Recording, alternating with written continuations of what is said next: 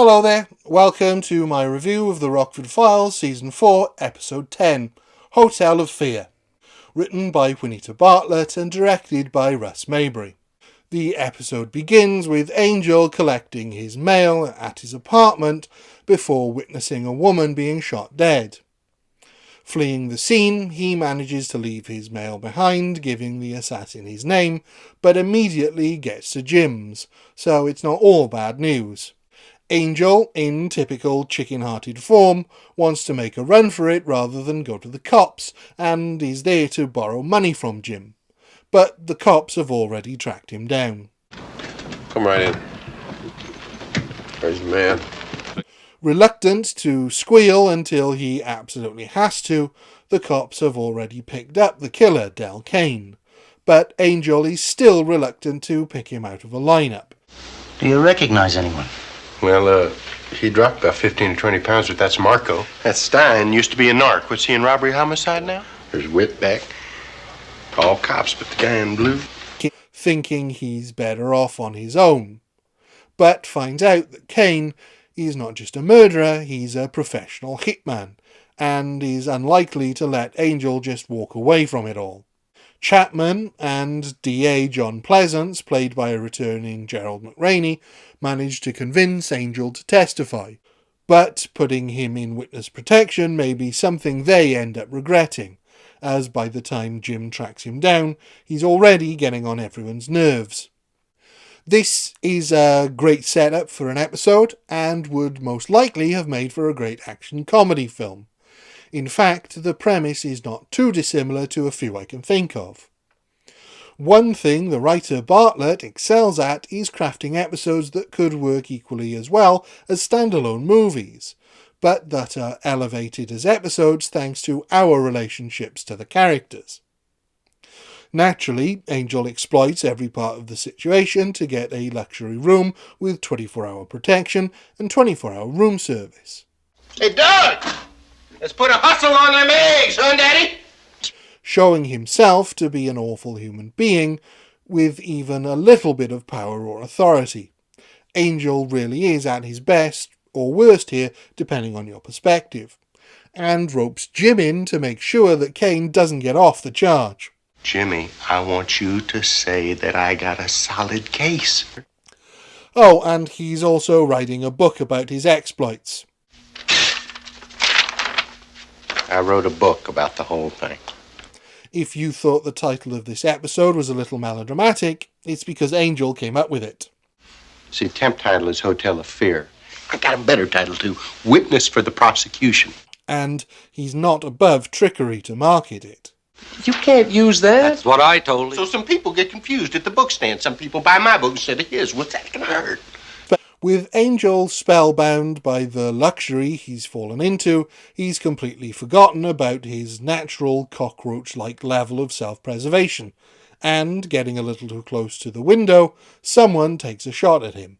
Kane. It's a brilliant piece of writing that not only shows us how morally flexible Angel is, if there's something in it for him, but it also shows that he is more easily conned by himself than any of his own marks are conned by him. All of which leads him to coming back down to earth with a bump, figuratively and literally. It's also a neat way to move the story along, as a full episode of him in the hotel suite might have gotten a little dull. After this incident, Jim does look into the case for Angel and finds out that the murder victim was dating Kane, but wanted to end it as he was insanely jealous. She couldn't even talk to the milkman. Not while he's around. She was killed with her own gun, and Kane was an associate of a gambler named Murray. He hung out all the time with this gambler named Murray. No last name, just Murray. Jim then meets a guy Kane tried to buy a gun from, Roach, but Roach was reluctant to sell because Kane had gone crazy. I don't know what's happened. Some spring loose in his head, I guess. Revealing to Jim for the first time that the reason Kane wanted to buy a gun was for a new hit. Are you telling me that Del Kane is a hitman? These two scenes of Jim digging for information are beautifully written, as he first approaches the victim's friend, a fellow prostitute who not only provides information, but laments how people in her profession are treated when they meet an untimely end. You know what the paper said about Muriel? Prostitute killed. I mean, a dog gets hit by a car gets more of a send-off than that. This highlights the very real problem in the way police treated the murder of sex workers for decades, as merely an occupational hazard, often missing early murders from serial killers until they had killed someone respectable, and ignoring the crime itself. And while unintentionally not paying much attention to her, Jim immediately recognises what she's saying, and treats her with common decency, which she appreciates.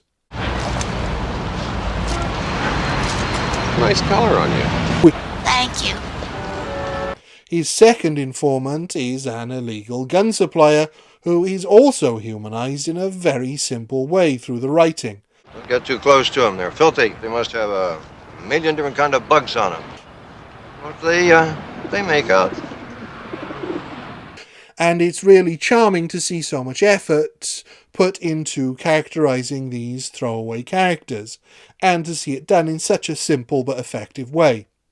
None of this may matter though, as Kane has once again tracked Angel down and left him a succinct message, leading to Angel trying desperately to save his neck, which it turns out he's right to do, as the judge dismisses the charges against Kane and the cops leave Angel twisting in the wind. You want protection? That's it. You go to jail. Angel somehow manages to also make this Jim's problem, and now both of them have a Kane problem. He's a private investigator, and he was kind of nosing around. He found out you were out here to stop somebody. It turns out the mobster who hired Kane for the initial hit that put him in LA and arranged for this trial to collapse before it began also has a Kane problem, as apparently he's a nut, now killing for fun rather than for money. But the mobster thinks offering him, Angel and Jim will solve the problem, and puts the previously mentioned Murray onto it. You're a good boy, Murray. In the worst possible turn of events for Jim, he and Angel are forced to odd couple it up. Hey, this is your mess in here. You clean it up, huh? Pick that up. Pick it up. And so Jim decides to get proactive, and is right to do so, as Kane has already tracked him down. But Jim's naturally the better driver and manages to get Kane's number plates. Dennis reveals the Kane-Murray connection, and Jim works out who Kane was hired to hit, before he got arrested for killing his girlfriend. Jim goes to the target, Gaydell, to warn him, and unbeknownst to Jim, Murray is sitting right there, and Gaydell doesn't believe a word of it. People always gotta make something out of nothing, huh? This is a fairly complicated plot to follow for the audience and the characters as well, but I think they do just enough to make it clear what's going on, or at the very least to know what the stakes are. Kane was hired by the mob to kill their bookie, Gaydell, because Gaydell was skimming money from the mob. Murray, who works for Gaydell and the mob, was the go-between who put the hit out, but Kane has gone a little kill-crazy and was arrested for murdering his girlfriend, which Angel witnessed. Not wanting him to talk, the mob got Kane off and hoped that by killing Angel and Jim, he will be satiated.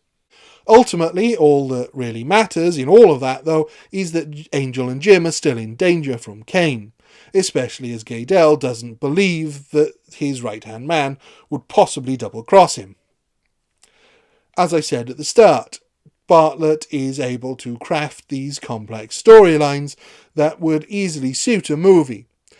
But with it being about Angel and Jim, we already care more about them from the start, shortcutting the need to develop the lead characters. Angel gets a call saying he's won $900 on a bet he placed with Gaydell, and Jim knows it's a setup, and warns Angel. But, of course, Angel wants the money more than he values his own life, and gets caught by Kane. Don't worry, sweetheart. It won't take long. I've been looking forward to this. Thankfully, Jim expected this, and Dennis manages to catch Kane and Murray. Kane! Drop it! Police! This is perhaps an overly complicated plot, particularly with the first act being so heavily focused on Angel's exploits rather than the Kane plotline that dominates the second act. It might have been better to introduce some elements earlier for clarity's sake, and yet I feel the whole thing works really well. If you are a first-time viewer, it perfectly explains who Angel is and why he acts as he does in the third act. If you're a returning viewer, you get some very funny Angel moments. Yes, it's risky to squeeze so much plot into Act 2, but it also doesn't matter too much if you miss a few of the finer details, as the through line of the plot is still very present. The mob want Angel and Jim dead, Kane wants Angel and Jim dead. Their motives are different, but the end result is they want the same thing, and that's pretty easy to follow. I really enjoyed how the story treated the audience with intelligence enough to follow it, and how much fun it has with Angel, as well as how it fleshed out some seemingly insignificant characters in the earlier scenes. So for me, this is another 5 out of 5. Thank you. Goodbye.